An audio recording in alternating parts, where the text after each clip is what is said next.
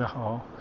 现在呢，我已经结束了在多伦多博物馆的参观啊，就是我身后的这座真的古色古香、藏品非常丰富，尤其是中国展品非常丰富的这个博物馆。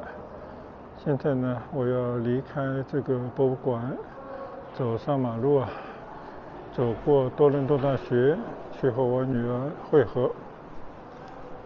现在呢，我们出门。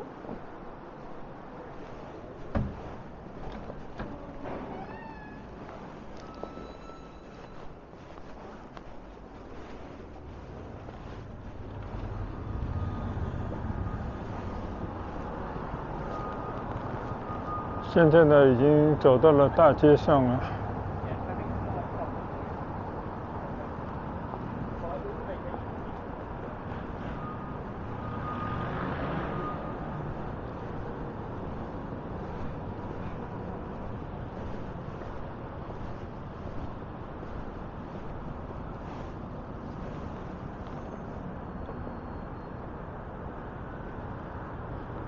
现在呢，我应该就是在这条 Queens Park 的主路上了。就这条路一直往前呢，就是 University Avenue。这边呢，看上去本身非常的开阔，建筑物呢也非常的扎实高大。但是呢，就跟其他地方一样的，前方也在修路。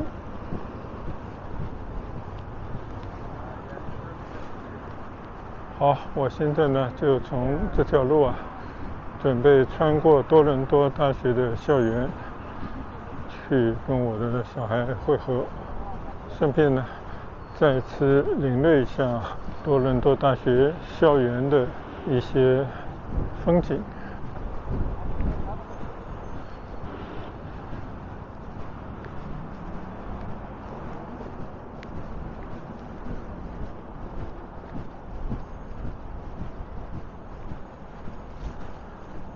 所以这个博物馆呢，原本就是在多伦多大学的校园里面，所以原本属于多伦多大学呢也不足为奇。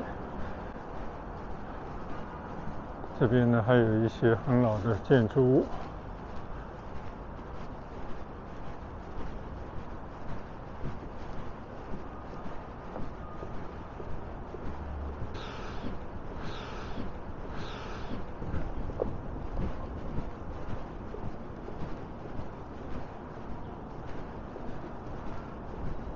前面呢应该是音乐系或者音乐学院的建筑物了。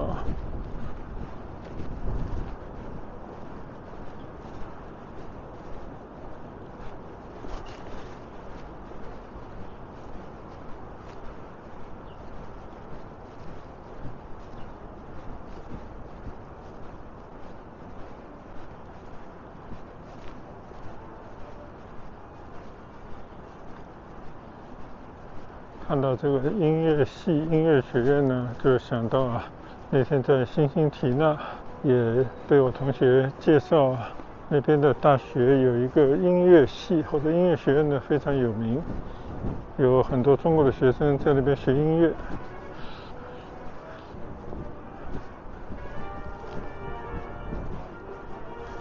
我也听到了音乐声了。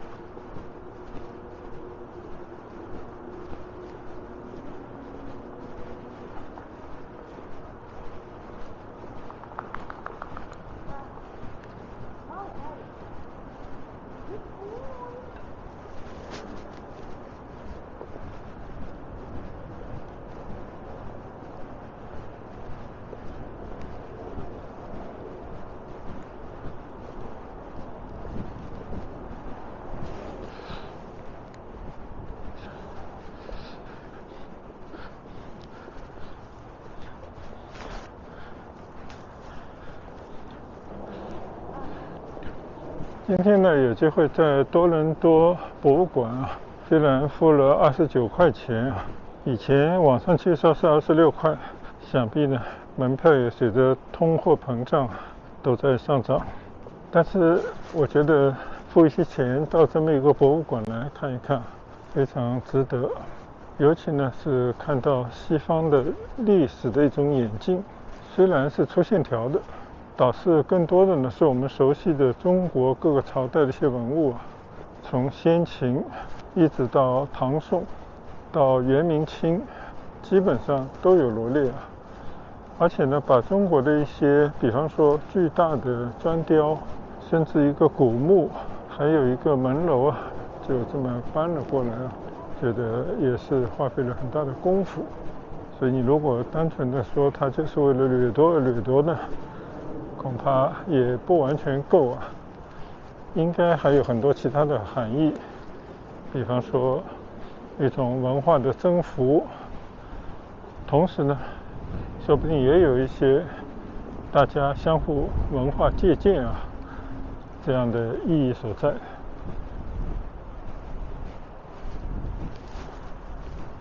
因为毕竟来讲啊，就像这个多伦多大学一样啊，它是一个没有围墙、开放的地方，所以它其实就是要吸取各方所长，尤其是东西方文化碰撞以后产生的一些文明的火花。那这些呢，我相信应该也是他们啊，就把这些东方的文物拿来在这边展示，并且呢，可以想象也是保存完好，就这样的一种态度来讲啊，我个人倒是觉得也是促进文化交流的一种方式。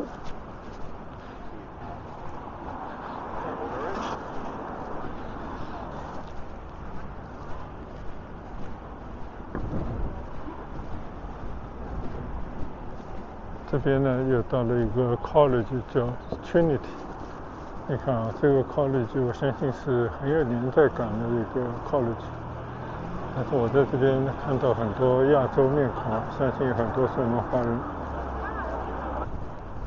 所以多大的校园呢？非常的大啊！我上次已经走了2次了，其实这边呢，我今天还是第一次来啊。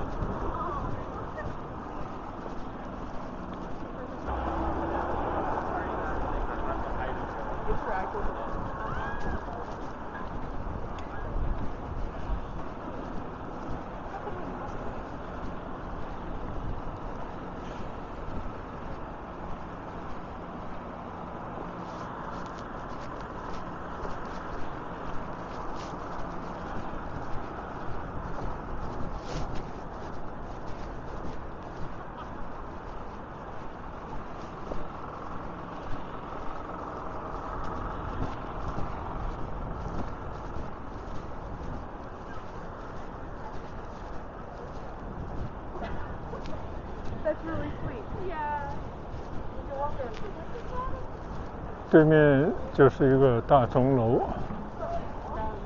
上次我应该从这个里面穿出来过。今天太阳很好啊，这边还有一个操场，足球场。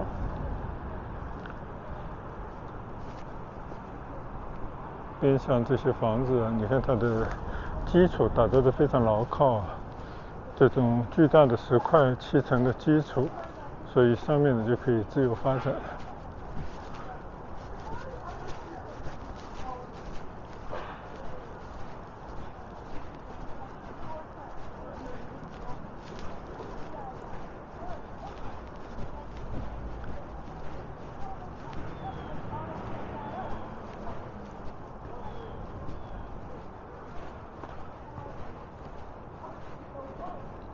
这边呢也是他们的一个艺术博物馆，或者叫美术博物馆，而且应该是一个 open 的状态。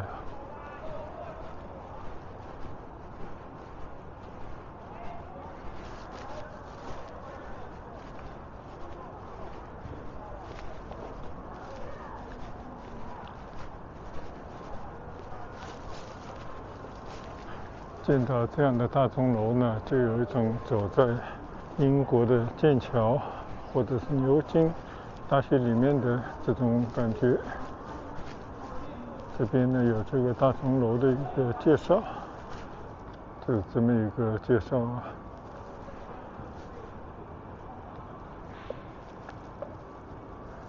边上呢有一个开阔的操场，学生们在这边踢球。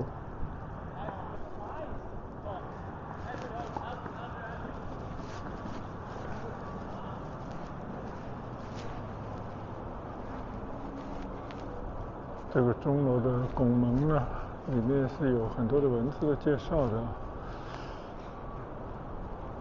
讲的是一段历史，1939年到1945年，那应该也是二战的时候吧。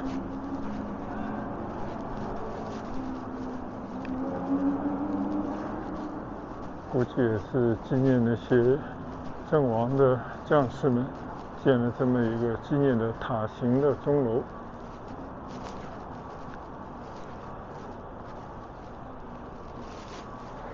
我们再来看一看。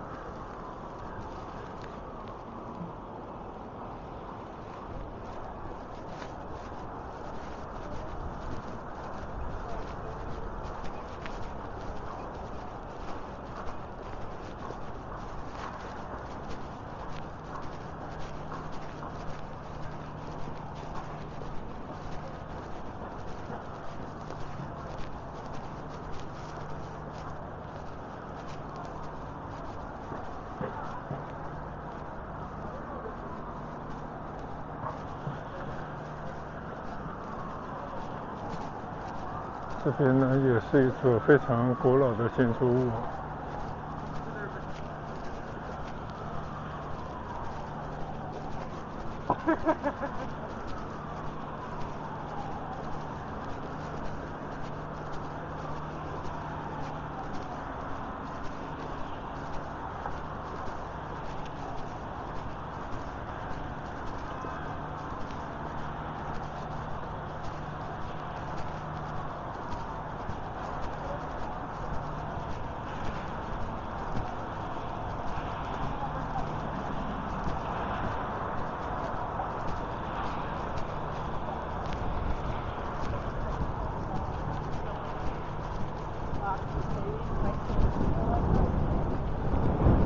上一次来到了多大校园的中心大草坪上，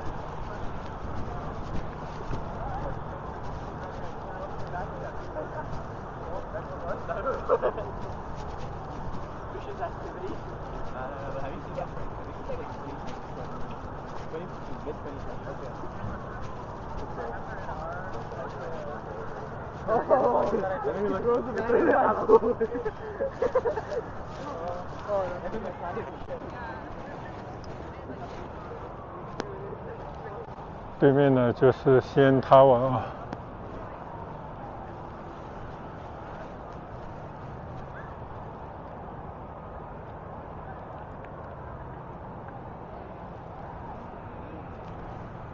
这个应该是一栋主教学楼了。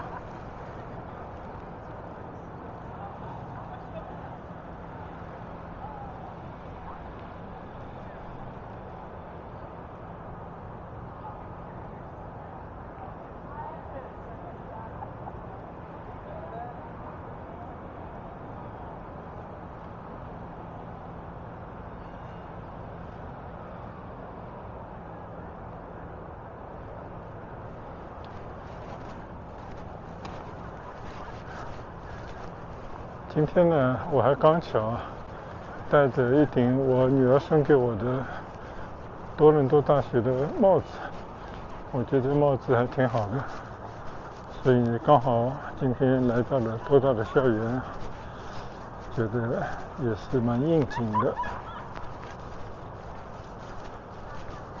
好，我现在呢就顺着这个大草坪往这个大礼堂那边走一段。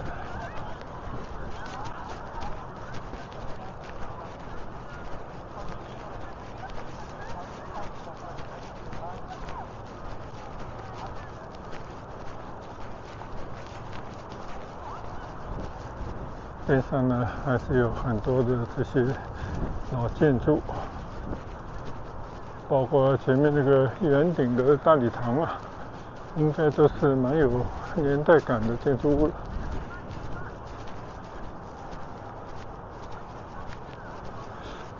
整个校园呢还是在不断的修建啊，还是有一些建筑的工地。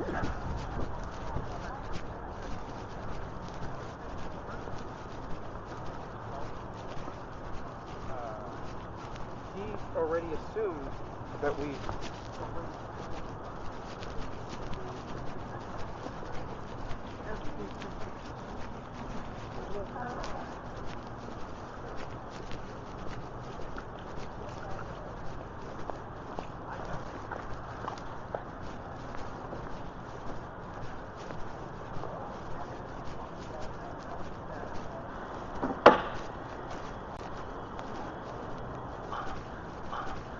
看到一个招贴广告吧，这个是工程系啊，这是他们工程系的一个150周年的年庆，但我相信这个学校肯定不止150年了。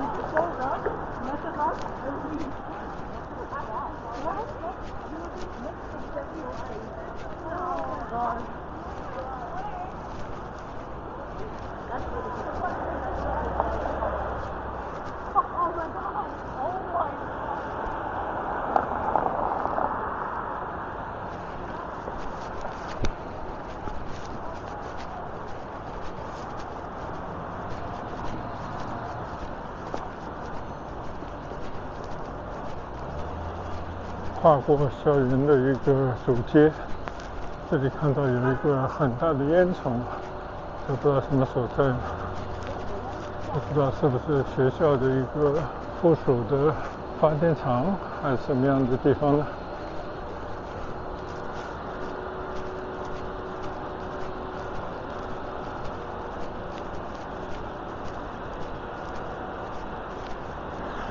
这里有一丛好像是陆地上的芦苇啊，那个芦花还挺好看的。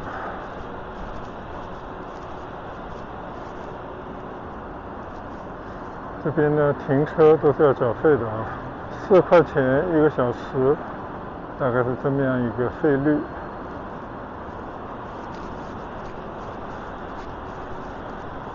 当然啊，也可以骑单车。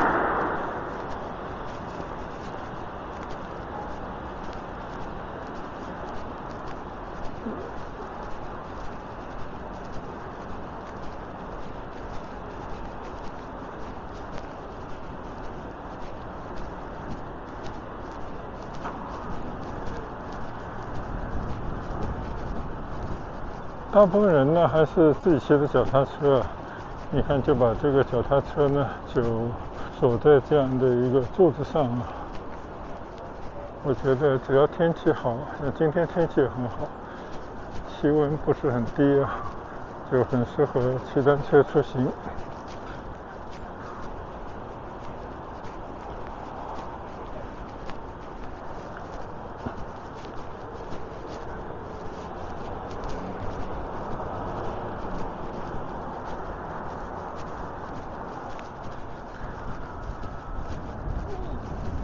等以后啊，再来的时候就可以把我的折叠车带来，这样的话呢，就到处可以闲逛了。就这次在多伦多呢，因为时间本身不长，最关键的就是我小孩住的地方啊，它没有这种停放单车的场所，那么而且靠走路、坐地铁、开车呢，已经把多伦多要逛的地方已经逛了一遍了。那下一次如果还有机会呢，就开着车，就骑着单车进行深度游。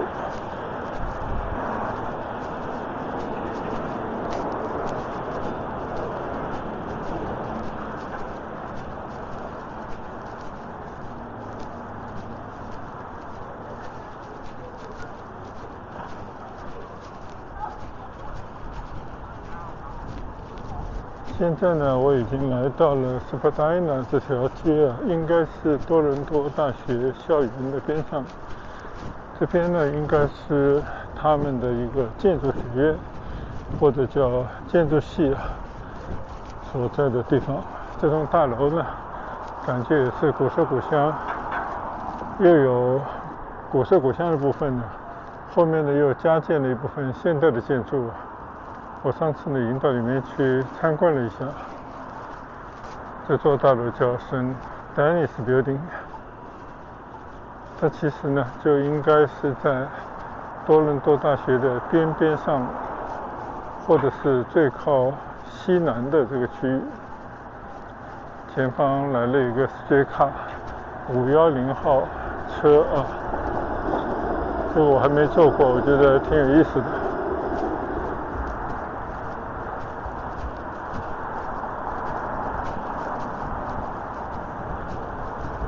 走到这边呢，就快到前面的 College Street。在 College Street 呢，就有一个大统华也是前几年刚刚开的一个中国人的超市，或者说卖中国物品的超市。再让我回过头来看一看这个 Daniel Building。你看啊，这个建筑啊，从正面来看还是非常的宽的。而这个门前呢，你看啊，就是这种像稻草一样的一些，其实是杂草，但是呢，它也长得蛮高啊，蛮整齐，变成了一道挡风墙了，这也挺有意思的。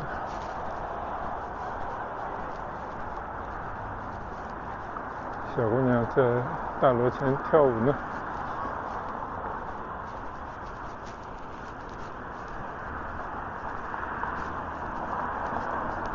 后面呢就是民居了，所以很多的学生呢都是寄宿在这些民居家里。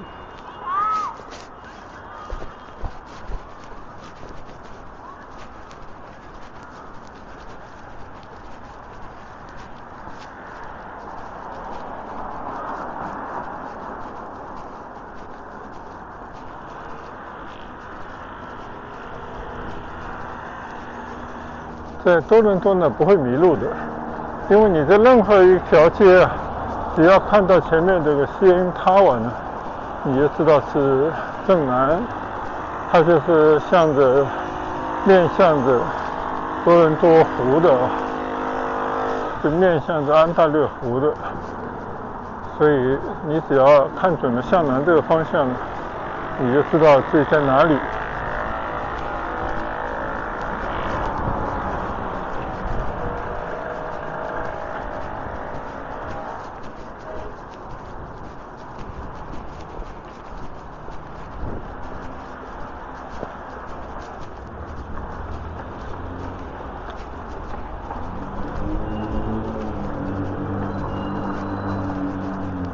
过了这个 College 这条街再往前走一走，差不多到党岛市的地方呢，就是唐人街了。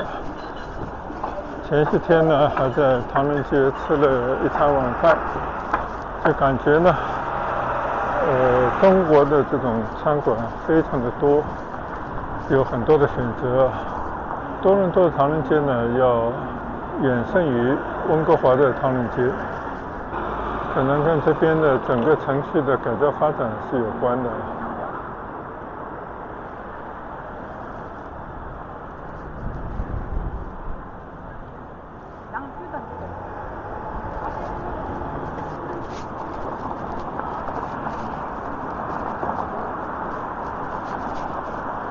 现在呢，走过这个 College 这条街道。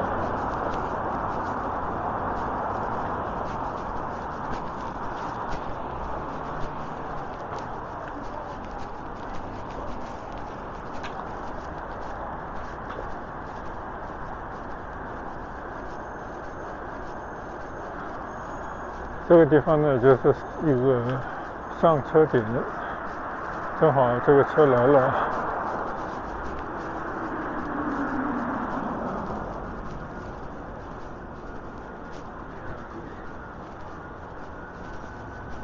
这条 College Street 呢还是很长的，上次有开车专门经过这里，但是边上这建筑呢，就感觉还是有些陈旧了。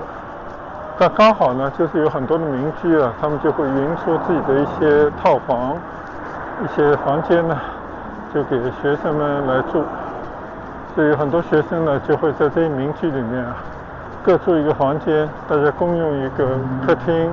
这个厨房、洗手间，相对的就可以比较便宜一些。好了，这边的大统华已经到了啊，那我第3段的拍摄呢也就到此为止了。谢谢大家的跟随和观赏，我们以后有机会啊再跟大家分享。谢谢，拜拜。